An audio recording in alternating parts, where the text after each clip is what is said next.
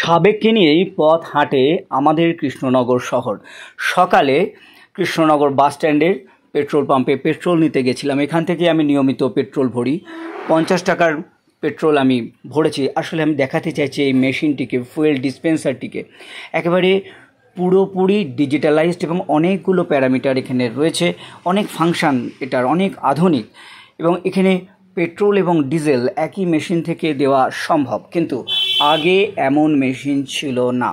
এটা কৃষ্ণনগরের আধুনিক মেশিন বলতে পারেন, ফুয়েল ডিসপেন্সার। এবার আমি গেছিলাম পুলিশ লাইনের, কৃষ্ণনগর পুলিশ লাইনের বিশ্বকর্মা পুজো দেখতে। এই প্রতিমাটিকে আপনাদেরকে দেখিয়েছি যে চালি লাগালে কতটা পরিবর্তন হয়ে যায় প্রতিমার। সেখানে গিয়ে দেখলাম আমাদের ছোট বয়সে দেখা পেট্রোল পাম্পের fuel dispensing machine, totally analog. তখন ডিজিটালের কথা আমরা তো শুনিনি, জানি না।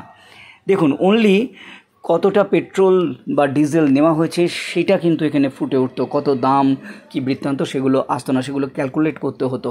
এই চাকাগুলো ঘুরতো, যখনই তেল দেওয়া হতো ওই ডিজিটগুলো ঘুরে ঘুরে একটি নির্দিষ্ট জায়গায় কতটা পেট্রোল নেবে যিনি নিচ্ছেন তিনি বলতেন, বা ডিজেল নেবেন যিনি বলতেন, সেখানে এসে থামতো। তখন তো মোটরসাইকেল ছিলই না, তখন তো কটাই বা মোটরসাইকেল কৃষ্ণনগরে, শুধু গাড়িরা তেল নিত। তারপরে এই মেশিনটি এলো, এটি অনেকটা আধুনিক। এখানে কিন্তু 3টে প্যারামিটার আপনারা দেখতে পাচ্ছেন, যে প্রথমে কত টাকা, রুপিস লেখা আছে, কত টাকা তেল, তারপরে কত লিটার, তারপরে কত দাম রুপিস পার লিটার, সেটা এলো। কেমন লাগলো সাবেক আমলের পেট্রোল পাম্পের ফুয়েল ডিসপেন্সার দেখতে? অবশ্যই কমেন্ট করে জানাবেন।